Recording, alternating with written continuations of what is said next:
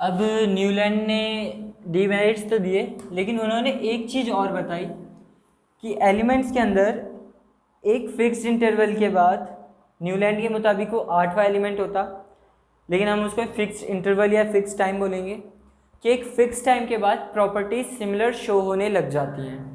इस चीज़ को हम बोलते हैं क्या? पीरियोडिसिटी। पीरियोडिसिटी अगर पता है डेफिनेशन वाइज, अच्छे से दिमाग में बैठी हुई है तो बहुत अच्छी बात है, वरना देखते हैं क्या होता है विद डेफिनेशन। देखो, पीरियोडिसिटी न्यूलैंड के ऑक्टेव के मुताबिक क्या थी कि 8वां एलिमेंट फर्स्ट एलिमेंट जैसा होगा। एक पीरियड उन्होंने डिसाइड कर दिया कि फर्स्ट और 8th के बीच में होगा, ठीक है।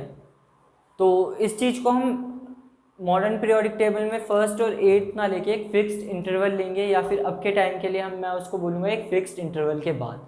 तो पीरियोडिसिटी क्या हुई कि the repetition of properties both chemical and physical, the repetition of physical and chemical properties of every element after a fixed interval of time is periodicity। ठीक है, क्या बोला मैंने? रिपीट करेंगे मेरे साथ।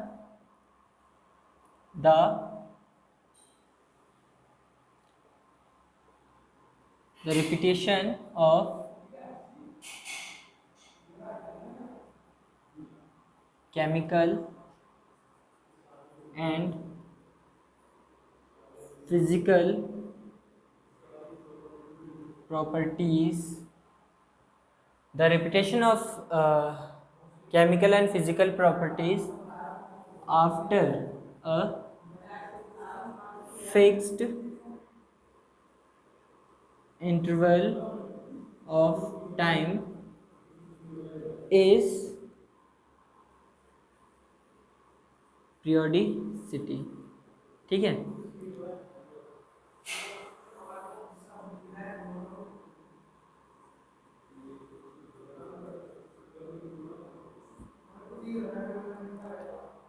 ठीक है। तो देखो, the repetition of chemical and physical properties after a fixed interval of time is properties periodicity. ठीक है, लेकिन रिपीटेशन का मतलब हुआ कि जो फर्स्ट एलिमेंट की प्रॉपर्टी होगी सेम टू सेम सेकंड वाले की होगी।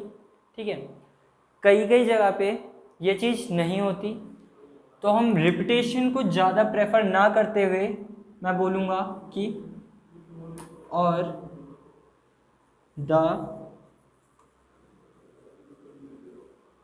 gradual increase and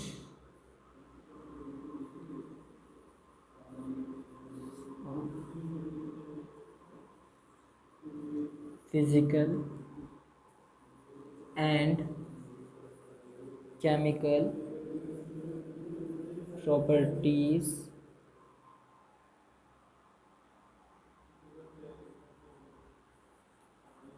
after a fixed interval of time is periodicity। नीचे तक दिख रहा है आप लोगों को? तो the gradual increase and decrease of physical and chemical properties after fixed interval of time is periodicity. तो देखो, ग्रेजुअल इंक्रीज या डिक्रीज का मतलब क्या है? डाउन द ग्रुप या अलोंग द पीरियड या तो प्रॉपर्टीज बढ़ेंगी या प्रॉपर्टीज घटेगी। लिथियम से सोडियम, सोडियम से पोटेशियम जाने पे या तो ग्रेजुअली इंक्रीज होगी प्रॉपर्टीज के बीच में जो डिफरेंस होगा प्रॉपर्टीज एक दूसरे से, या तो इंक्रीज होती हुई दिखेगी या फिर डिक्रीज होती हुई दिखेगी। एटॉमिक रेडियस, ठीक है, atomic mass, atomic radius next period में आते हैं। अब तक आप लोगों ने शेल वगैरह 10th क्लास में पढ़ा होगा, याद हो तो? ठीक है, कौन कौन से शेल होते थे? KLMN। ठीक है, ऐसे ही जब लिथियम से सोडियम, सोडियम से पोटेशियम जाएंगे, एक नेक्स्ट शेल ऐड हो जाएगा।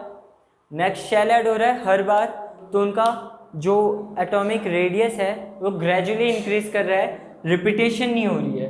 रिपीटेशन होती तो नया शेल ऐड तो होता, लेकिन जो उनका एटॉमिक रेडियस का रेशियो है वो बिल्कुल सेम रहता है, लेकिन एक्चुअल में ऐसा होता नहीं है। इसलिए gradual increase and decrease is better preference कि बोलूँ मैं gradual increase and decrease of physical and chemical properties after a fixed interval of time is periodicity. इस चीज़ को नोट कर लो। दो बंदे अब तक देखो एटॉमिक मास के ऊपर अरेंजमेंट कर चुके हैं कि इंक्रीजिंग एटॉमिक मास या एटॉमिक मास को लेके कर चुके हैं। अब हमारे तीसरे जो साइंटिस्ट आए या तीसरा जो सिमेट्रिकल वे आया वो एक्चुअल में दो लोगों ने दिया। दोनों इंडिपेंडेंटली काम कर रहे थे। एक हमारे थे डिमित्री मेंडलीव और दूसरे थे हमारे लूथर मेयर। ठीक है, डिमित्री मेंडलीव थे रशियन और लूथर मेयर थे हमारे जर्मन। ठीक है, कौन कौन था एक बार देखते हैं।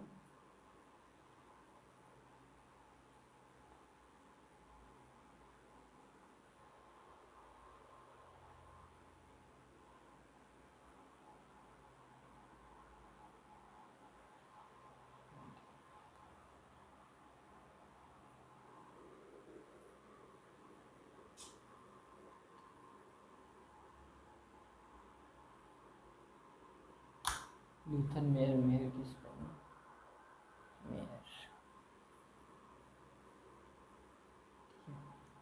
तो दो साइंटिस्ट हमारे Dmitri Mendeleev and Lothar Meyer. देखो दो बंदे अब तक इंक्रीजिंग एटॉमिक मास या एटॉमिक मास के ऊपर वेट बात कर चुके थे। दोनों ने अपना जो सिमेट्रिकल वे दिया वो एटॉमिक मास से रिलेटेड था। तो इन लोगों को आइडिया तो मिल चुका था कि हमको काम कहाँ से शुरू करना है, एटॉमिक वेट के ऊपर से। ठीक है, 69 में अपना पीरियोडिक टेबल दिया, अरेंजमेंट दिया और लूथर मेयर ने इनके थोड़े टाइम बाद ही दिया। देखो दोनों जो साइंटिस्ट थे, अगर तुम लोगों को लग रहा है कि दोनों ने मिलके काम करा है तो गलत है। लूथर मेयर जो डिमित्री मेंडलीव थे वो थे रशियन। ठीक है, और लूथर मेयर जो थे वो थे जर्मन। ठीक है, अब दोनों ने इंडिपेंडेंटली काम करा। आप डिमित्री मेंडलीव के बारे में 10th क्लास में पढ़ चुके हैं, अच्छे से पढ़ चुके हैं। बात यह है कि लूथर मेयर के बारे में हमने क्यों नहीं पढ़ा, जबकि इन्होंने भी अपना पीरियोडिक टेबल साथ दिया था। ठीक है, और मज़े की बात पता है क्या है कि दोनों के जो एक्सपेरिमेंट थे, जो भी इन्होंने डाटा प्रेजेंट करा था, जो ऑब्जर्वेशंस थी वो बिल्कुल सिमिलर थी। ठीक है, जैसा जैसा डिमित्री मेंडलीव ने प्रपोज करा वैसे ही लूथर मेयर ने भी अपना बताया। दोनों की ऑब्जर्वेशन काफ़ी हद तक सिमिलर थी। फिर लूथर मेयर फेल क्यों हुए। ठीक है, तो पहले तो ये लिख लो नोट डाल के कि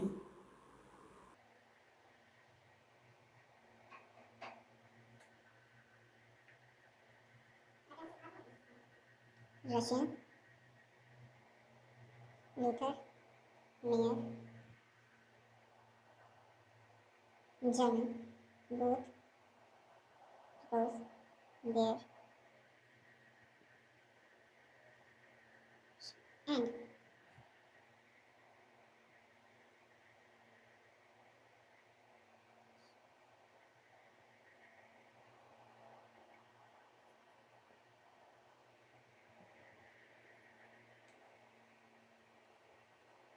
देखो डिमित्री मेंडलीव जो रशियन थे और लूथर मेयर जो जर्मन थे, दोनों ने अपने ऑब्जर्वेशन प्रपोज करी और दोनों की ऑब्जर्वेशन सिमिलर थी। दोनों जो काम कर रहे थे अपना अपना वो इंडिपेंडेंटली कर रहे थे, मतलब इनके बारे में इनको नहीं पता था, इनके बारे में उनको नहीं पता था। ठीक है, डिमित्री मेंडलीव ने जो अपना ऑब्जर्वेशन, जो अपना अरेंजमेंट, जो उनकी पीरियोडिक टेबल थी वो दिया, वो लूथर मेयर से थोड़ा टाइम पहले दे दिया। पहला पर्क इनको ये मिल गया। दूसरा, अभी हम लूथर मेयर के बारे में जानेंगे पहले, तो आप लोगों को खुद ब खुद आइडिया हो जाएगा कि लूथर मेयर का जो पीरियोडिक टेबल है, जो उनका सिमेट्रिकल वे था, वो फेल क्यों हो गया। बिठा दो इसको, लिखना है कुछ। चलो, अगर लेक्चर बोर्ड लग रहा हो, लंबा लग रहा हो तो स्किप कर सकते हो। जो चीज़ें आती हैं उन चीज़ को स्किप कर दो, या फिर स्पीड बढ़ा के देख लो, 2x पे, 1.57 पे, 1.75 पे, ठीक है। सबसे पहले देखते हैं लूथर मेयर, ठीक है। लूथर मेयर एक जर्मन साइंटिस्ट थे, ठीक है। इन्होंने अपना जो डाटा था, जो इनकी ऑब्जर्वेशंस थी, उनको एक ग्राफ के ऊपर रिप्रेजेंट करा। किस पे? एक ग्राफ पे। ग्राफ कुछ ऐसा था, ठीक है। फ्लोरीन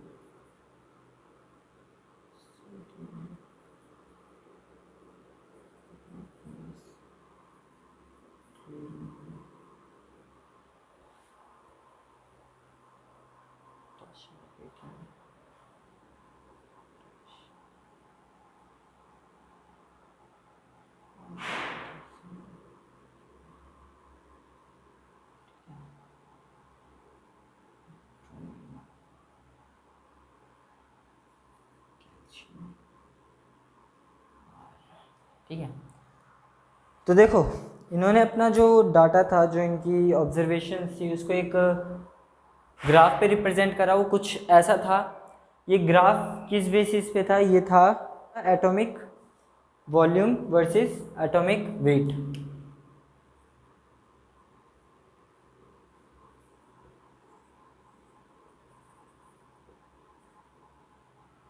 ठीक है। तो इन्होंने क्या बोला ना कि ग्राफ पे जो जो एलिमेंट्स सिमिलर पोजीशन ऑक्यूपाई कर रहा है, जैसे सोडियम, पोटेशियम, रुबिडियम, तीनों अपने अपने कर्व के पीक पे हैं, ठीक है। तो इन तीनों की जो प्रॉपर्टीज़ है, किस किस की? सोडियम जो पीक पे है, फिर अगले पीक पे कौन है? पोटेशियम, फिर रुबिडियम। इन तीनों की प्रॉपर्टीज सिमिलर होगी, ठीक है। और उनकी डेफिनेशन मीनवाइल ये थी कि ग्राफ में जहाँ जहाँ पे जो जो एलिमेंट सिमिलर पोजीशन ऑक्यूपाई कर रहा है, जैसे कि मैंने बोला पीक पे ये तीनों हैं, तो इन तीनों की सिमिलर। उसके बाद पीक के नीचे फ्लोरीन, क्लोरीन और ब्रोमीन है, तो ये तीनों सेम पोजीशन ऑक्यूपाई कर रहे हैं ग्राफ पे, अपने अपने कर्व्स पे, ठीक है। तो इन तीनों की प्रॉपर्टी सेम होगी, ठीक है। ऐसे ही जो मैग्नीशियम, कैल्शियम और आगे वाला था, ये तीनों डीप वाली वो ले रहे थे, अपने कर्व के एंड पे आ रहे थे, तो इनकी प्रॉपर्टीज सिमिलर होगी, ठीक है। तो इनका लॉ देखते हैं। लॉ क्या था? प्रॉपर्टीज क्या बोला? Elements having similar positions on curve have similar properties। जैसे कि मैंने बता दिया कि सोडियम, पोटेशियम, रुबिडियम ये तीनों अपने अपने कर्व पे सिमिलर पोजीशन पे थे, कि एक कर्व ये, दूसरा ये, तीसरा ये, तीनों की पीक पे ये तीन एलिमेंट्स आ रहे थे। और इस वजह से इन्होंने बोला, लूथर मेयर ने, कि इन तीनों की जो प्रॉपर्टीज़ है वो सेम आएगी, ठीक है। तो एग्जांपल में आप डाल सकते हैं कि sodium, potassium, rubidium have similar properties as they all are on peak, ठीक है। अच्छा, तो बात ये थी कि इन्होंने अपनी रिप्रेजेंटेशन तो दे दी, इन्होंने अपना atomic volume versus atomic weight का ग्राफ बनाया और एलिमेंट्स को अरेंज करा, जिसमें इन्होंने बोल दिया कि जो जो कर्व में, जो जो ग्राफ में सिमिलर पोजीशंस ऑक्यूपाई कर रहा है, उनकी सिमिलर प्रॉपर्टीज़ हैं। अब बात ऐसी थी, कैसी बात थी? इसमें सारे एलिमेंट्स तो आ भी जाते एक बार को, ठीक है। पर दिक्कत ये थी कि इस तरह के ग्राफ को पढ़ने में बहुत दिक्कत हो जाती है कि पहले कौन सा एलिमेंट आ रहा है, बाद में कौन सा आ रहा है, किसकी किसके साथ पोजीशन अच्छी हो रही है, या कौन सा किस ग्रुप में आ रहा है, कोई हिसाब नहीं बन रहा था। ठीक है, ग्राफ को पढ़ना ज़्यादा मुश्किल होता है एक ग्रुप को पढ़ने से। अगर आपको एक सिंपल चार्ट दे दे, कैलेंडर टाइप का चार्ट दे दे, और एक ग्राफ वाला चार्ट दे दे कि भाई ऐसे ऐसे ग्राफ बन रहा है, तुम बताओ कि कौन से दिन कौन सा वार है, तो तुम इजीली कौन सा पढ़ लोगे? सिंपल सी बात है, जिसमें अच्छे से रिप्रेजेंटेशन होगी, यानी ब्लॉक वाले में। ठीक है, जो तुमको चार्ट बना रखा है उसको अच्छे से पढ़ोगे या ग्राफ को अच्छे से पढ़ोगे? ठीक है, तो यही था लूथर मेयर का सबसे बड़ा डिमेरिट डिमिट्री मेंडलीव के अकॉर्डिंग। मतलब अगर इन दोनों को कंपेयर करें तो डिमिट्री मेंडलीव इनसे इस चीज़ में आगे बढ़ गए। क्यों? क्योंकि डिमिट्री मेंडलीव ने अपना जो रिप्रेजेंटेशन दिया वो एक चार्ट पे था। ठीक है, एक ब्लॉक टाइप के सिस्टम पे था, जबकि इन्होंने ग्राफ में दिया था और ग्राफ को पढ़ना थोड़ा मुश्किल था। पहला ये फर्क मिला डिमिट्री मेंडलीव को। दूसरा, डिमिट्री मेंडलीव ने जो अपना पीरियोडिक टेबल था, सिमेट्रिकल वे था, उसको लूथर मेयर से पहले पब्लिश कर दिया था।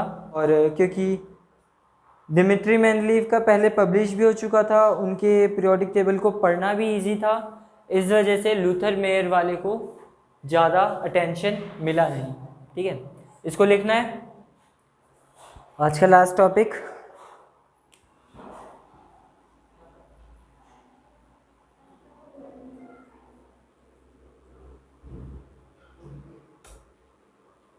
Dmitry Mendeleev. Dmitry Mendeleev German थे। ठीक है, आप लोगों ने 10th क्लास में इनकी स्टोरी पढ़ी होगी कि इन्होंने एलिमेंट्स को कार्ड्स पे, जो प्लेइंग कार्ड्स होते हैं, पत्ते, उनके ऊपर लिखा, उनको इंक्रीजिंग एटॉमिक मास पे लगाया। ठीक है, उनके ऑक्साइड्स वगैरह बनाए, और उस बेसिस पे जिन जिन की प्रॉपर्टी सेम आ रही थी, जिनके ऑक्साइड सेम आ रहे थे, उनको सेम ग्रुप या सेम सब ग्रुप में डाल दिया। ठीक है, तो देखते हैं इनका पीरियोडिक टेबल कैसा था। ये थे वो एलिमेंट्स जो डिमिट्री मेंडलीव ने अपने पीरियोडिक टेबल में लगाए। देखो, डिमिट्री मेंडलीव रशियन थे, तो उनका जो ओरिजिनल पीरियोडिक टेबल था वो रशियन भाषा में लिखा हुआ था। रशियन हमको समझ में नहीं आती, इसलिए टाइम के साथ अलग अलग देशों में उनके पीरियोडिक टेबल को चेंज करा गया, एडिट करा गया अपने अपने हिसाब से। ठीक है, और जो हमारा एनसीईआरटी में मेंडलीव का पीरियोडिक टेबल दे रखा है, वो भी एडिटेड वर्जन है मेंडलीव्स ओरिजिनल पीरियोडिक टेबल का। ठीक है, तो ये तो हो गया मेंडलीव के एलिमेंट्स की बात कि उनको एडिट करा गया है। पहले मेंडलीव की बात कर लेते हैं, मेंडलीव के ग्रुप की। देखो, इन्होंने 7 पीरियड्स दिए थे और 8 ग्रुप दिए थे। ठीक है, ठीक है, तो देखो, पहला, दूसरा, तीसरा, चौथा, पांचवा, छठा और 7 पीरियड्स। ठीक है, और 8 groups, first, second, third, fourth, fifth, sixth, seventh और ये 8th। ठीक है, अब उन्होंने हर ग्रुप के अंदर 2 सब ग्रुप दिए थे, ए और बी। ठीक है, कैसे? 7 पीरियड, 8 ग्रुप, और हर ग्रुप के अंदर 2 क्या दिए थे? सब ग्रुप्स, ए और बी। इन सब ग्रुप्स की भी बात करेंगे, सबके बारे में बताएंगे कि कैसे क्या हुआ। A B, A B.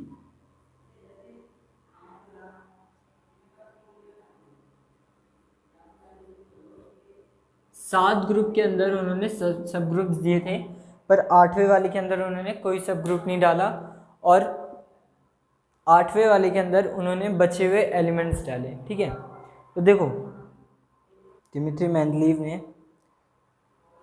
अपना पीरियोडिक टेबल दिया। इनको मैंने बता दिया कि इन्होंने अपना जो पीरियोडिक टेबल था, एलिमेंट्स को अरेंज करा एटॉमिक वेट पे, इंक्रीजिंग एटॉमिक मास के ऊपर। ठीक है, नॉट लाइक मेंडलीव, मेंडलीव ने क्या बोला था? मेंडलीव ने बोला था कि 7 के बाद 8वां जो एलिमेंट होगा वो फर्स्ट वाले एलिमेंट जैसी प्रॉपर्टी शो करेगा, ठीक है। एक फिक्स्ड इंटरवल बोल दिया था उन्होंने। पर मेंडलीव ने अपने लॉ ऑफ पीरियोडिसिटी के बारे में बताते हुए बोला है कि the physical and chemical properties of an element is a periodic function of atomic weight। क्या बोला था? कहाँ लिखूं? इधर नीचे लिख देता हूँ छोटा छोटा सा, ठीक है। दिख रहा है इधर सबको? दिखेगा?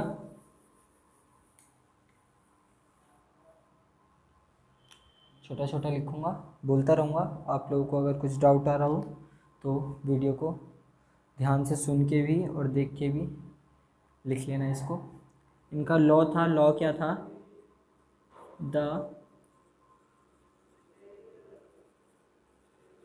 The physical and chemical properties of every element is a periodic function। Function को हम FN से डिनोट कर देते हैं, F और उसके ऊपर एक छोटा n, function. The physical and chemical properties of every element is a periodic function of its atomic mass / मास की जगह वेट भी बोल सकते हैं। दिख रहा है इधर सबको? तो सबसे पहले बात कर लेते हैं, नोट बना के डाल लो, ग्रुप्स वर्सेस सब groups.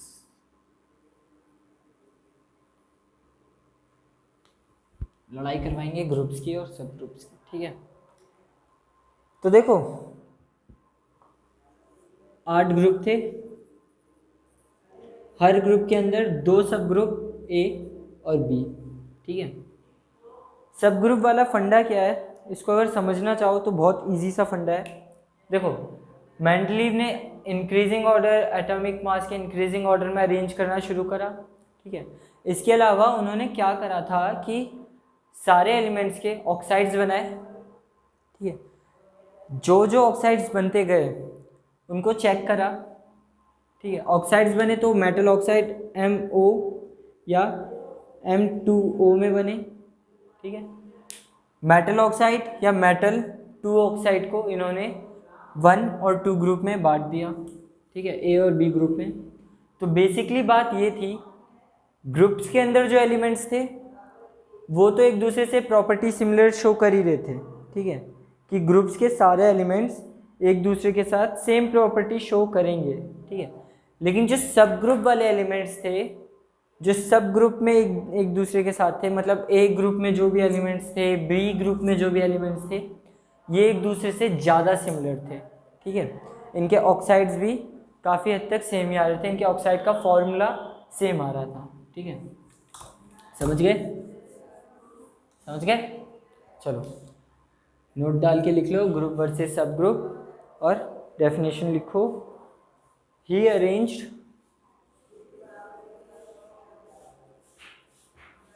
elements in same group which have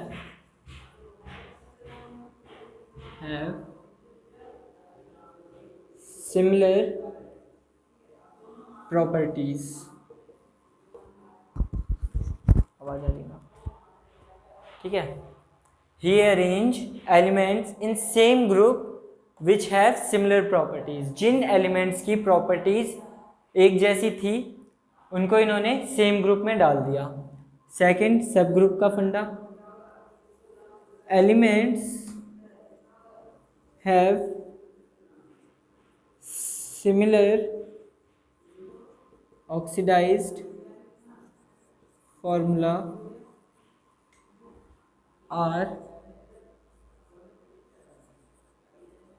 put in same सब ग्रुप्स,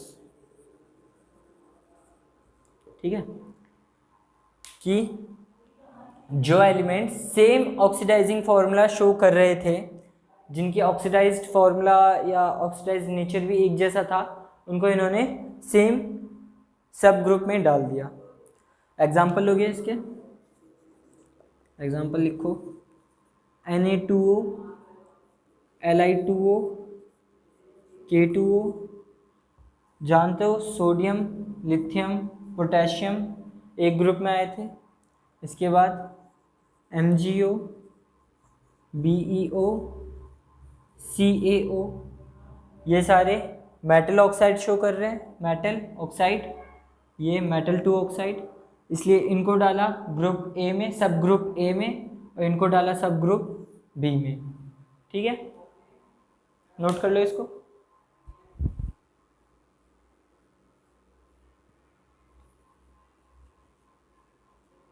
मेरिट्स देखो, दिमित्री मेंडलीव का मॉडर्न पीरियोडिक टेबल से मतलब पहले या फिर इनके एरा में, इनके टाइम पे सबसे ज़्यादा सक्सेसफुल पीरियोडिक टेबल माना गया दिमित्री मेंडलीव का, ठीक है। उसके बाद फिर मॉडर्न पीरियोडिक टेबल आता है कि मॉडर्न पीरियोडिक टेबल तो हम जानते ही है, आज की डेट में हम मॉडर्न पीरियोडिक टेबल को ही मानते हैं, ठीक है। लेकिन इनके टाइम पे जब तक मॉडर्न पीरियोडिक टेबल नहीं आया था, इनसे पहले नंबर्स ऑफ साइंटिस्ट ने अपने अपने अरेंजमेंट्स प्रेजेंट करे, पर दिमित्री मेंडलीव का सबसे सक्सेसफुल माना गया, ठीक है। तो इनके मेरिट्स देखते हैं। पहला merit, all the 63 elements are in periodic table. सबसे बड़ी बात, इन्होंने सभी के सभी एलिमेंट्स को, अपने जो जितने भी उस वक्त तक नॉन एलिमेंट्स थे, सबके सब इन्होंने डाल दिया अपने पीरियोडिक टेबल में, सबको अरेंज कर दिया, ठीक है, ठीक है। तो इनके लॉ के मुताबिक इन्होंने बोला कि जो एटॉमिक वेट है, जो फिजिकल एंड केमिकल प्रॉपर्टीज़ है, वो एक पीरियोडिक फंक्शन है किसका, एटॉमिक वेट का, कि एटॉमिक वेट जैसे जैसे बढ़ेगा वैसे वैसे इनकी प्रॉपर्टीज सिमिलरिटी होती रहेगी, ठीक है। सेकंड आया पीरियोडिक प्रॉपर्टीज,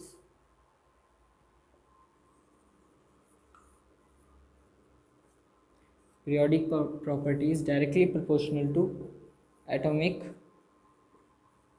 वेट, ठीक है।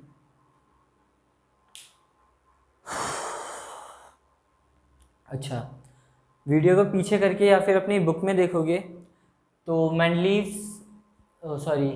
दिमित्री मेंडलीव के पीरियोडिक टेबल में तुमको दो तीन जगह पे गैप्स मिलेंगे, एल्युमिनियम के नीचे और उसके बाद फिर सिलिकॉन के नीचे, ठीक है। तो ये गैप्स उन्होंने, मेंडलीव ने बोला कि देखो अब तक सारे एलिमेंट्स डिस्कवर हुए नहीं हैं, ठीक है, और जो एलिमेंट्स डिस्कवर नहीं हुए हैं उनके लिए इन्होंने क्या कर दिया, गैप छोड़ दिए, ठीक है। अब देखो, जो जो इन्होंने गैप छोड़े, गैप बीच में छोड़े और उनका फिर नाम भी दे दिया कि भाई जो ये एलिमेंट्स हैं इनके लिए मैंने अब तक ये डिस्कवर नहीं हुए हैं और मैं इनको कुछ नाम देना चाहता हूँ, ताकि हम इन अननोन एलिमेंट्स को कुछ नाम देके तो बुलाएं, ठीक है। तो तीसरा पॉइंट क्या बनता है हमारा, ही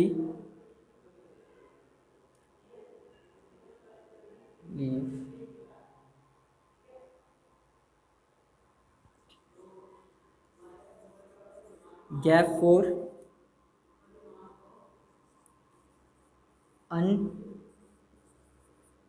undiscovered elements, ठीक है। अनडिस्कवर्ड एलिमेंट्स के लिए उन्होंने गैप छोड़ा, जैसे एल्युमिनियम के नीचे एक गैप था और सिलिकॉन के नीचे एक गैप था, ठीक है। इन्होंने इस चीज़ को, इस गैप को नाम दिया एका एल्युमिनियम और एका सिलिकॉन, ठीक है। ये एका का जो फंडा था ये था क्या, देखो पहली चीज़ तो ये समझो कि उनको ये कैसे पता लगा कि यार बीच में गैप आएगा या कुछ अननोन एलिमेंट्स थे। देखो क्या हुआ, सिलिकॉन के नीचे आता है टिन, ठीक है, इनके पीरियोडिक टेबल के अकॉर्डिंग सिलिकॉन फिर टिन। लेकिन इन्होंने जब चेक करा, इन्होंने एटॉमिक मास पे ध्यान दिया, तो क्या हुआ कि इनको पता लगा सिलिकॉन के बाद है ना जो टिन आ रहा है Sn, उसके बीच में बहुत बड़ा गैप है, एटॉमिक मास का गैप है कि सिलिकॉन और इधर टिन और इन दोनों के मास के बीच में एटॉमिक मास में एक बड़ा गैप था, ठीक है। ऐसे एल्युमिनियम और एल्युमिनियम के नीचे वाले एलिमेंट के बीच में भी एक बड़ा गैप था एटॉमिक मास के बीच में, ठीक है, कि एटॉमिक मास बढ़ना तो चाहिए लेकिन इन दोनों के बीच में वो एक रैपिडली बढ़ गया, बहुत जल्दी बढ़ गया। तो इसलिए उन्होंने बोला कि शायद सिलिकॉन और टिन के बीच में एक एलिमेंट और आ सकता है जो अब तक डिस्कवर नहीं हुआ है, ठीक है। और इसके लिए इन्होंने एका सिलिकॉन नाम दे दिया उसको। एका संस्कृत का एक वर्ड होता है, बोला जाता है कि मैनलीव के जो रूममेट थे वो एक संस्कृत के अच्छे खासे ज्ञाता थे, उनको अच्छी खासी नॉलेज थी संस्कृत के बारे में। उन्होंने एक बुक भी लिखी थी संस्कृत में अपनी, इनके रूममेट ने, और उसमें मैनलीव के काम के बारे में भी बताया गया है, ठीक है। तो एका एल्युमिनियम और एका सिलिकॉन जो हैं वो इन्होंने नाम छोड़े और आज की डेट में ये एलिमेंट्स डिस्कवर्ड हो चुके हैं। अच्छा, इन्होंने नाम तो छोड़े लेकिन इन्होंने ये भी बता दिया कि भाई जो ये एका एल्युमिनियम और एका सिलिकॉन है इनकी प्रॉपर्टीज़ कैसी होगी। कैसे, देखो इन्होंने अरेंज किस चीज़ पे करा था, एटॉमिक मास के ऊपर, इंक्रीजिंग एटॉमिक मास के ऊपर। फिर इन्होंने क्या करा कि इनके ऑक्साइड्स बनाए, ऑक्साइड्स बना के इन्होंने इनको अरेंज करा on the basis of property. पहली चीज़ तो इन्होंने एटॉमिक बेस पे, एटॉमिक मासेस पे कर दिया, लेकिन दूसरी चीज़ एटॉमिक जो इन्होंने रिएक्शंस वगैरह करवाई उसके द्वारा इन्होंने इनको फिर एटॉमिक मास से थोड़ा सा हट गए, अपने ही तरीके से थोड़ा सा अलग हटके इन्होंने फिर इनको एलिमेंट्स को एटॉमिक प्रॉपर्टीज़, सिमिलर प्रॉपर्टीज़ के बेसिस पे अरेंज करना शुरू करा, ठीक है। अब सिमिलर प्रॉपर्टीज़ के बेसिस पे अरेंज करा, फिर इन्होंने अपना रिप्रेजेंट करा पीरियोडिक टेबल। तो उस मुताबिक जो गैप बन रहे थे, जैसे हम ले ले सिलिकॉन और टिन, इनके बीच में अगर प्रॉपर्टीज सेम है तो बीच में जो एलिमेंट हो रहा होगा उसकी प्रॉपर्टी कुछ कुछ इनके जैसी होगी, ठीक है। अब इनके जैसी है तो अब तक ये डिस्कवर तो है नहीं, लेकिन हमको पता है कि इनके जैसी प्रॉपर्टी है, तो हम कुछ कुछ प्रॉपर्टीज़ तो बता ही सकते हैं कि ऐसी ऐसी होगी, ठीक है। और इसी चीज़ का फ़ायदा उठाते हुए दिमित्री मेंडलीव ने क्या करा, जो एका सिलिकॉन और एका एल्युमिनियम था इनके बारे में बताया, और ये आज की डेट में नोन एलिमेंट्स है और इनके नाम है जर्मेनियम और गैलियम, ठीक है। एल्युमिनियम के नीचे गैलियम और सिलिकॉन के नीचे जर्मेनियम, ठीक है। तो एका एल्युमिनियम क्या बन गया हमारा,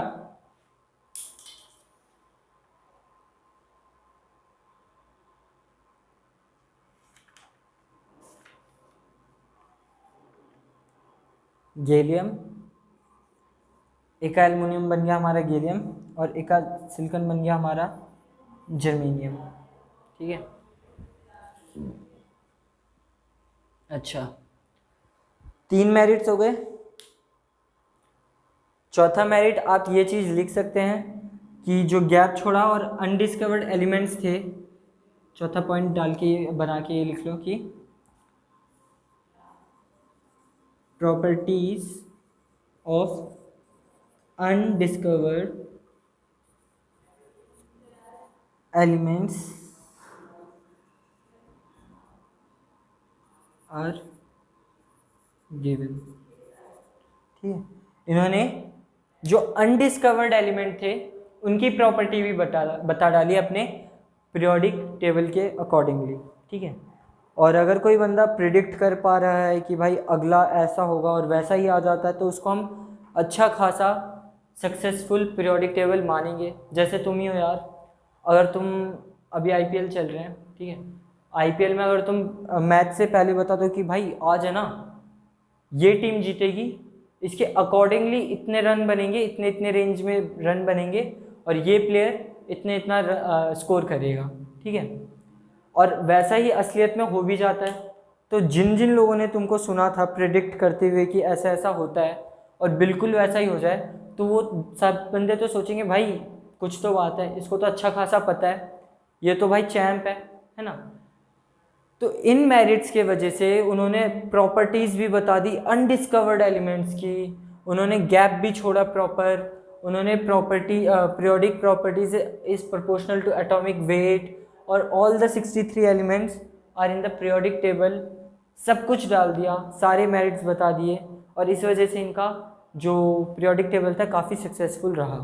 ठीक है, काफ़ी सालों तक ये चला, लेकिन उसके बाद इसके डीमेरिट्स भी सामने आए। ठीक है, तो नोट कर लो इसको, डिमित्री मेंडलीव के डीमेरिट्स के बारे में। ठीक है, तो पहला पॉइंट तो इनके पीरियोडिक टेबल के स्टार्टिंग से ही हो जाता है, वो क्या है, हाइड्रोजन। हाइड्रोजन आज के मॉडर्न पीरियोडिक टेबल में भी हाइड्रोजन की कोई फिक्स्ड प्लेस है नहीं। क्यों? कि हाइड्रोजन की वैलेंसी होती है 1। ठीक है, एक इलेक्ट्रॉन ले लिया तो ये आ जाता है 17th ग्रुप में, फ्लोरीन क्लोरीन वाले ग्रुप में एक एलिमेंट एक्सेप्ट कर सकता है एक इलेक्ट्रॉन, या एक इलेक्ट्रॉन दे दिया तो ये आ जाता है ग्रुप 1 में, लिथियम सोडियम पोटेशियम सारे एक एक इलेक्ट्रॉन दे देते हैं, डोनेट कर देते हैं, और 17th ग्रुप के एक एक इलेक्ट्रॉन एक्सेप्ट कर लेते हैं। ठीक है, और हाइड्रोजन के अंदर टेंडेंसी है कि ये एक इलेक्ट्रॉन दे भी सकता है और एक्सेप्ट भी कर सकता है, इसलिए हाइड्रोजन की जो कोई पोजीशन है, कोई पोजीशन फिक्स नहीं है। ठीक है, तो ये तो हो गया हाइड्रोजन के बारे में बात। मॉडर्न पीरियोडिक टेबल में इसकी कोई फिक्स पोजीशन है नहीं, लेकिन डिमित्री मेंडलीव ने हाइड्रोजन की एक फिक्स पोजीशन दे दी।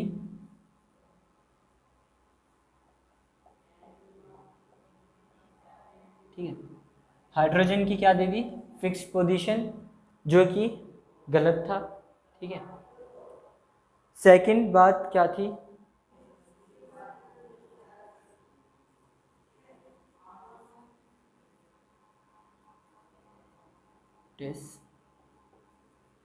Similar elements. ठीक है, डिमित्री मेंडलीव ने कुछ जगह पे है ना क्या करा था कि जो एलिमेंट्स एक दूसरे से बिल्कुल प्रॉपर्टी मैच नहीं हो रही है उनको भी सेम ग्रुप में डाल दिया, जैसे पोटेशियम और Ag सिल्वर। ठीक है, रबेडियम Rb और क्या Ag और ये Cu कॉपर। हाँ ठीक है, तो पोटेशियम और कॉपर को फर्स्ट ग्रुप में डाला जबकि इनकी प्रॉपर्टीज़ बिल्कुल भी सिमिलर नहीं है। ऐसे रबेडियम और सिल्वर, पोटेशियम और कॉपर को सेम ग्रुप में, रबेडियम और सिल्वर इन दोनों की प्रॉपर्टीज़ भी बिल्कुल सेम नहीं होती, लेकिन इन दोनों को भी फर्स्ट ग्रुप में डाल दिया, सेम ग्रुप में डाल दिया, और ये चीज़ इनके एक डीमेरिट में काउंट होती है कि जो एलिमेंट डिसिमिलर थे, जो कि एक दूसरे से सिमिलरिटी शो ही नहीं कर रहे थे, उनको भी सेम ग्रुप के अंदर डाल दिया। थर्ड पॉइंट पे आते हैं। ठीक है, सेपरेशन ऑफ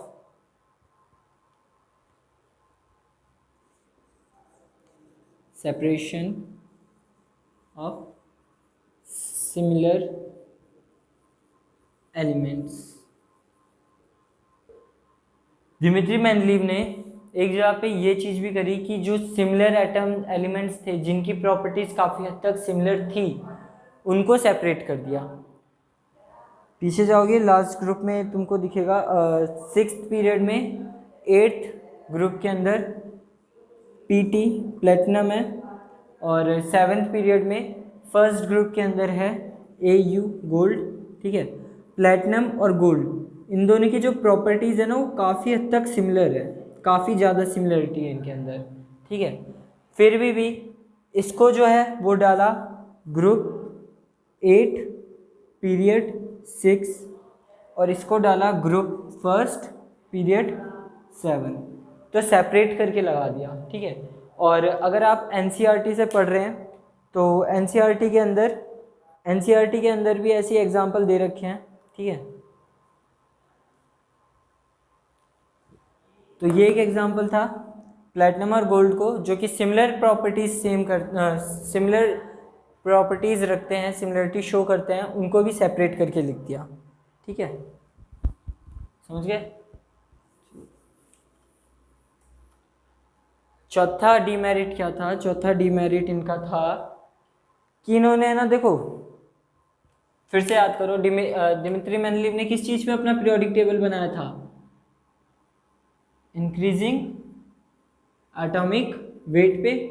ठीक है, अच्छा, इंक्रीजिंग एटॉमिक वेट के ऊपर अगर बनाया था तो बीच में अगर कोई ऐसा एलिमेंट आ जाता है, कुछ और चीज़ें आती जिनका एटॉमिक मास जो है, एटॉमिक वेट जो है, इनके पीरियोडिक टेबल को डिस्टर्ब कर सकता था, तो इनका डीमेरिट माना जाता। ठीक है, अच्छा, आपने आइसोटॉप्स और आइसोबार्स का नाम सुना होगा। ठीक है, आइसोटॉप का नाम सुना है? आइसोटॉप क्या होते थे? जिनका एटॉमिक नंबर सेम होता है लेकिन एटॉमिक मास ज़्यादा होता है। फॉर एग्जांपल, हीलियम के, हाइड्रोजन के 3 आइसोटॉप्स होते हैं, हीलियम 1, हाइड्रोजन 1, हाइड्रोजन 2 और हाइड्रोजन 3। Hydrogen, deuterium, ट्रिटेरियम। ठीक है, इनका एटॉमिक मास 1, 2 और 3 होता है अप्रॉक्स। तो इन्होंने पहली चीज़ तो हाइड्रोजन को सेट कर दिया था, दूसरी चीज़ इन्होंने आइसोटॉप्स के लिए कोई पोजीशन छोड़ी ही नहीं। सिर्फ हाइड्रोजन अकेला आइसोटॉप नहीं बनाता, क्लोरीन, सल्फर और बाकी सब भी अपने अलग अलग नंबर के आइसोटॉप्स बनाते हैं। ठीक है, तो इन्होंने आइसोटॉप्स के लिए कोई नंबर जगह नहीं छोड़ी। अच्छा, जगह छोड़ना ज़रूरी क्यों था? क्योंकि डिमिट्री मेंडलीव का मेन मोटिव क्या था? किस चीज़ पे अरेंज करा था उन्होंने? इंक्रीजिंग एटॉमिक वेट के ऊपर। अगर एटॉमिक वेट के ऊपर अरेंज करा था तो ऐसे एलिमेंट्स के लिए भी जगह छोड़नी चाहिए थी जिनका एटॉमिक वेट पिछले वाले के मुताबिक ज़्यादा था, जैसे हाइड्रोजन 1, फिर ड्यूटेरियम, फिर ट्रिटेरियम, इनके लिए जगह छोड़नी चाहिए थी, लेकिन उन्होंने छोड़ी नहीं और सिर्फ हाइड्रोजन डाल के छोड़ दिया। तो चौथा पॉइंट हम लिखेंगे आइसोटॉप्स के ऊपर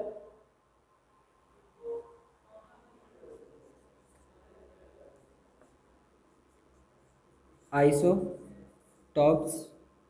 एग्जाम्पल लिख लो, H1, H2, H3, hydrogen, plutonium, deuterium, hydrogen, deuterium, tritium. ठीक है, आइसोटॉप के ऊपर रीजन लिखो, his model is, his periodic table, his table is based on increasing atomic masses, but he didn't leave any gap for isotopes। ठीक है, ठीक है, 4 हो गए, लिख लो इसको। लिख लिया? मिटा दूं? चलो, एक और बचा है, एक डीमेरिट और है।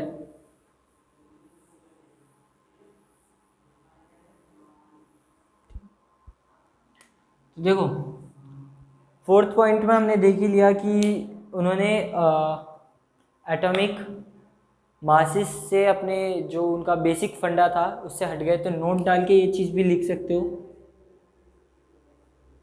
क्या चीज़ लिख सकते हो?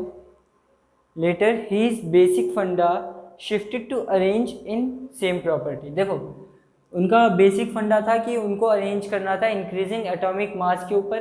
ठीक है, लेकिन वो शिफ्ट हो गए किस चीज़ पे? सिमिलर प्रॉपर्टीज़ के ऊपर। पहले उन्होंने स्टार्ट करा था तो इंक्रीजिंग एटॉमिक मास को बेसिक फंडा माना था, पर फिर वो सिमिलर प्रॉपर्टीज़ के पीछे भागे कि जिनकी सिमिलर प्रॉपर्टीज़ शो हो रही हैं उनको सेम ग्रुप में डाल दो। ठीक है, तो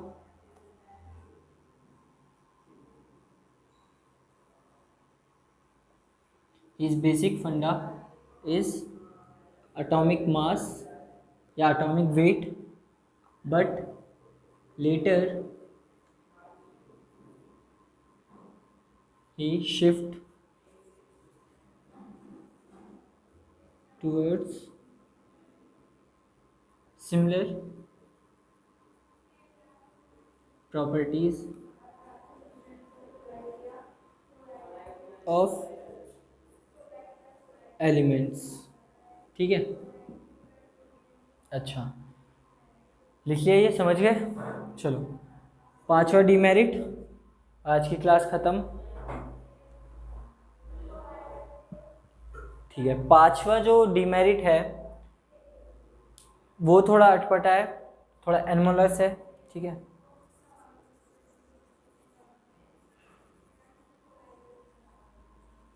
एनोमलस पेयर, एनोमलस की स्पेलिंग सही है? ठीक है, एनोमलस पेयर। ठीक है, तो देखो, ही प्लेस्ड कोबाल्ट बिफोर निकल। ठीक है,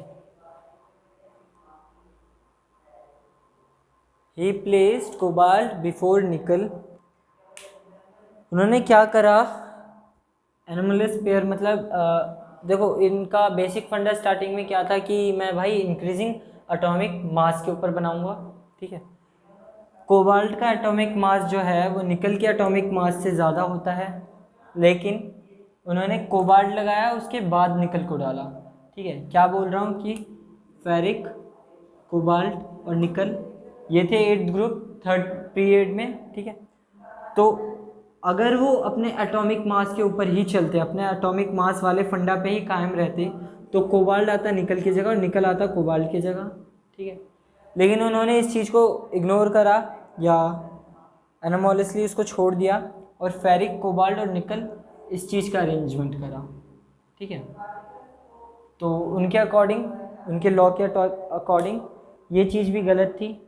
और एनसीईआरटी वाले बच्चों के लिए ये चीज़ दे रखी है, देखो एनसीईआरटी में दे रखा है टेल्मेनियम और आयोडीन। ठीक है, टेल्मेनियम और आयोडीन के अंदर भी उन्होंने एनोमलस पेयरिंग करी। ठीक है, तो लास्ट में क्या लिख लोगे कि एनोमलस पेयर, ही प्लेस्ड कोबाल्ट बिफोर निकल although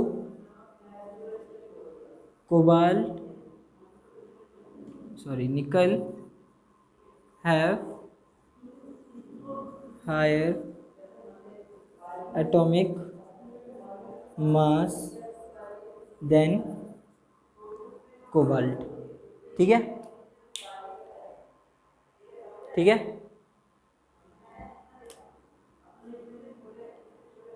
लिख लिए चीज। चलो, दिमित्री मेंडलीव तक हमने पढ़ लिया है। अगले लेक्चर में हम देखेंगे मॉडर्न पीरियोडिक टेबल, उसके अंदर कैसे कैसे अरेंजमेंट्स हुई है, और